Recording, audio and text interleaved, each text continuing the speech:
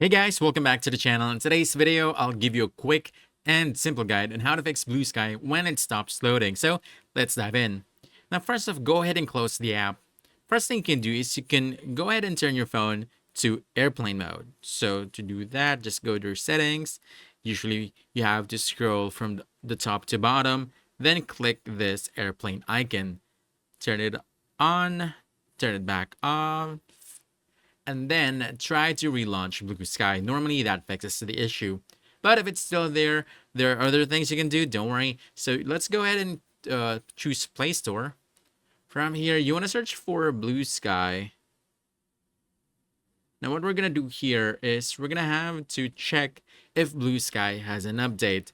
If it has an update, normally it would state there update instead of open. And if that's the case, simply choose that to update the app. Normally, if your app is not to date, it encounters some issues or errors. Now, if it still doesn't work for you, there are other things we can do. Let's go to settings. So let's go ahead and open settings. So from settings, you want to scroll down and look for apps.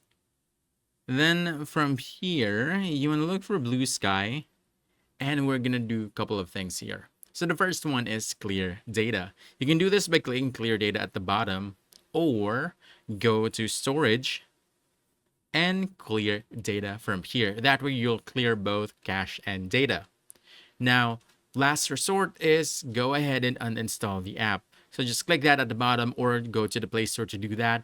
Then reinstall the Bluesky. Normally, that should fix the issue. And that's about it. Now you know how to fix Bluesky when it stops loading in just a few simple steps. So if you found this helpful, don't forget to hit that like button, subscribe for more quick guides, and I'll see you in the next one. Thanks!